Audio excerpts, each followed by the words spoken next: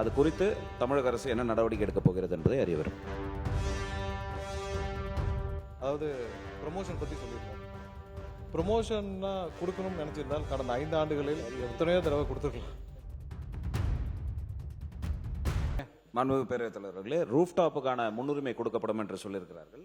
மத்திய அரசு மார்ச் மாதம் 2027 அந்த மானியத்தலையம் நிறுத்தப் போவதாக சொல்லியிருக்கிறார்கள். ஏன்னா 1 மெகாவாட்டுக்கு 30,000, 2 மெகாவாட்டுக்கு 70,000 என்று சொல்லியிருக்கிறார்கள். அது டாப் அப் தான் நம்ம பண்ண போகிறோம். டாப் அப் கிட்டத்தட்ட 50 கோடி தான் நம்ம ஒதுக்கி இருக்கிறோம்.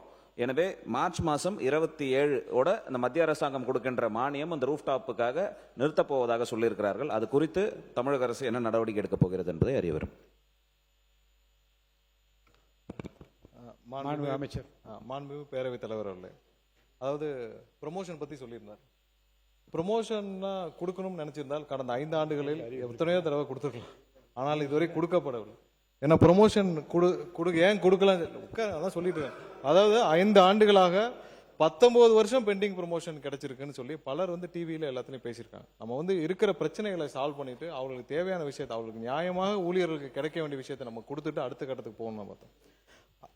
அதே நேரத்தில் கடந்த 5 ஆண்டுகள் பல திட்டங்கள் அதாவது ஜென்ரேஷனுக்காக, அதாவது மின்சாரத்தை உற்பத்தி செய்ய ஜென்ரேஷனுக்காக எந்த புது திட்டங்களும் தொடங்கப்படல. இதெல்லாம் பழைய திட்டங்கள். அதாவது உப்பூர்லாம் பார்த்தீங்கன்னா 2010 தொடங்கப்பட்ட திட்டங்கள், 2014 தொடங்கப்பட்டது. அந்த திட்டங்களும் முடிக்கப்படாமல் அப்படியே பெண்டிங்கில் தான் இருக்கு. கடந்த 5 ஆண்டுகள் என்னென்ன நம்ம டிரான்ஸ்ஃபார்மர்ஸ் எல்லாம் இதெல்லாம் வெள்ளை அறிக்கையில் தெளிவாக கொடுக்கப்பட்டிருக்கு. எத்தனை மின்மாற்றிகள் வாங்கப்பட்டுச்சு அப்படின்னு சொல்லிட்டு. டெண்டர் பாலிசிகள் நாம ஏன் மாற்றி அமைச்சோம்னா, இதை மட்டும் கிளாரிஃபை பண்ணுவோம். டெண்டர் பாலிசிகள் ஏன் மாற்றி அமைச்சோம்னா பல வழக்குகள் இப்பெல்லாம் உள்ள போயிருக்கு. ஏன்னா ஒரு டிரான்ஸ்ஃபார்மர் வாங்குறோம்னா 8 லட்சம் மதிப்புள்ள டிரான்ஸ்ஃபார்மர், உயர்நீதிமன்றமே கேட்டிருக்கு. 8 லட்சம் மதிப்புள்ள டிரான்ஸ்ஃபார்மரை நீங்க எப்படி 13 லட்சத்துக்கு நீங்க வாங்குனீங்க அப்படின்னு கேட்டிருக்காங்க. அதுக்கு நம்ம கிட்ட இது வரைக்கும் பதில் இல்லை. 8 லட்சம் மதிப்புள்ள டிரான்ஸ்ஃபார்மரை உலகத்துக்கே தெரியும். நீங்க போய் கூகுளில் போய் 500 kVA டிரான்ஸ்ஃபார்மர் எவ்வளோன்னு பாத்தீங்கன்னா கூகுளே சொல்லுது. 8,30,000, 40,000, காப்பர்னா எவ்வளவு, அலுமினியம் எவ்வளோன்னு அதே போடுது.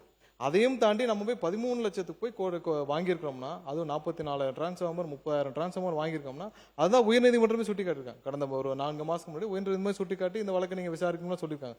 ஸோ இது போன்ற தவறுகள் நடக்காமல் இருக்கிறது காரணக்காக தான் நம்ம எஸ்டிமேஷனை ஒரு இவ்வளவு பெரிய நிறுவனம் 40,000 டிரான்ஸ்ஃபார்மர் வாங்குறோம். அதுல நிறுவனத்துல எஸ்டிமேஷன்ல 8 லட்சத்தை நம்ம 13 லட்சத்துக்கு வாங்குறோம்னா அப்போ எஸ்டிமேஷன் தானே பிரச்சனை இருக்கு. ஸோ அந்த எஸ்டிமேஷன் பாலிசியை நம்ம மாற்றி இது மாதிரியான தவறுகள் நடக்க விடாமல் தடுப்பதற்காக தான் இந்த மாதிரி பாலிசியெல்லாம் மாற்றிருக்கோம். அதில் உள்ள நடைமுறை சிக்கல் இருக்கலாம், அதை கண்டிப்பாக நிவர்த்தி செஞ்சு எந்த வேலையிலும் நிர்வாகத்திற்கு எந்த தவறும் நடக்காமல், எந்த வேலையிலும் மக்களுடைய வரி பணம் வீணாகாமல் இருக்கதான் நம்மளுடைய ஒரே நோக்கம். அதை கடந்து இந்த நிறுவனம், அதாவது மின்சார வாரியம், லட்சக்கணக்கான கோடிக்கணக்கான மக்களுடைய வாழ்வாதாரம், லட்சக்கணக்கான பேருக்கு நேரடியாக இன்னைக்கு வேலை கொடுத்துட்டு இருக்க ஒரு நிறுவனம். இந்த நிறுவனம் அடுத்த கட்டத்திற்கு போகணும். இந்த நிறுவனம் உயிர் பெறணும்.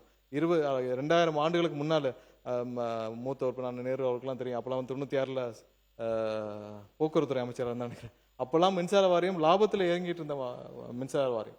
ஸோ அது மாதிரியான ஒரு சூழ்நிலைக்கு, அதாவது 2000க்கு முன்னாடி இருந்த சூழ்நிலைக்கு கொண்டு போறதுக்கான முயற்சிகள் அனைத்தையும் நம்ம எடுத்துட்டு வரோம். இந்த நிறுவனத்தை மீண்டும் மீட்டெடுக்கும் வேலை.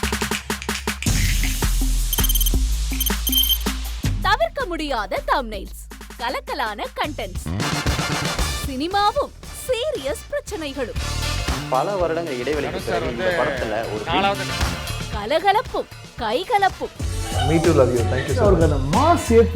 போயிட்டே தான் இருக்காரே தவிர பிரேக்கே இல்லாமல் பிரேக்கிங் நியூஸ் சொல்லும் தந்தி டிவி ஆப். இன்ஸ்டா தலைமுறை வரை இறங்கி அடிக்கும் தந்தி டிவியின் டிஜிட்டல் எக்ஸ்க்ளூசிவ். அது தண்ணிக்குள்ள போகும்போது ஹேங் ஆயிடுச்சு. உங்களுக்கு விஜய் சார் எந்த அளவுக்கு ரொம்ப பிடிக்கும்? Of course, Malayalis are huge Vijay sir fans. 2 பேருமே ரொம்ப பிடிக்கும் எனக்கு. தந்தி டிவி ஆப்பை இலவசமா டவுன்லோட் செய்யுங்க. ஃபாலோ பண்ணுங்க, சப்ஸ்கிரைப் பண்ணுங்க, என்ஜாய் பண்ணுங்க.